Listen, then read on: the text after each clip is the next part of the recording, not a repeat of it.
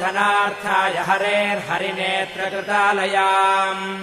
विश्वेश्वरीम् जगद्धात्रीम् स्थितिसंहारकारिणीम् निद्राम् भगवतीम् विष्णोरतुलाम् तेजसः प्रभुः ब्रह्मोवाच त्वम् स्वाहा त्वम् स्वधा त्वम् हि वषट्कारस्वरात्मिका सुधा त्वमक्षरे नित्ये त्रिधा मात्रात्मिका स्थिता अर्धमात्रा स्थिता नित्यायानुच्चार्या विशेषतः त्वमेव सन्ध्या सावित्री त्वम् देवि जननी परा त्वयैतद्धार्यते विश्वम् त्वयैतत्सृज्यते जगत् त्वयैतत्पाल्यते देवि त्वमत्स्यन्ते च सर्वदा विसृष्टो सृष्टिरूपा त्वम् स्थितिरूपा च पालने तथा संहृतिरूपाम् ते जगतोऽस्य जगन्मये महाविद्या महामाया महामेधा महास्मृतिः महामोहा च भवती महादेवी महासुरी प्रकृतिस्त्वम् च सर्वस्य गुणत्रयविभाविनी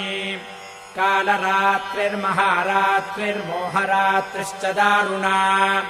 त्वम् श्रीस्त्वमीश्वरी त्वम् ह्रीस्त्वम् बुद्धिर्बोधलक्षणा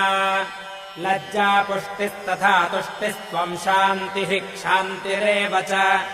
खड्गिनी शूलिनी घोरा गदिनी चक्रिणी तथा शङ्खिनी चापिनी बाणभुषुण्डी परिघायुधा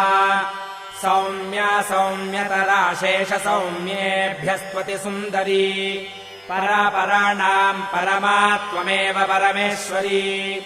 यच्च किञ्चित् क्वचिद्वस्तु सदसद्वाखिलात्मिके तस्य सर्वस्य या शक्तिः सा त्वम् किम् स्तूयसे तदा यया त्वया जगत्सृष्टा जगत्पात्यत्तियो जगत् सोऽपि निद्रावशम् नीतः कस्त्वाम् स्तोतुमिहेश्वरः विष्णुः शरीरग्रहणमहमीशान एव च कारितास्ते यतो तस्त्वाम् कस्तोतुम् शक्तिमान् भवेत्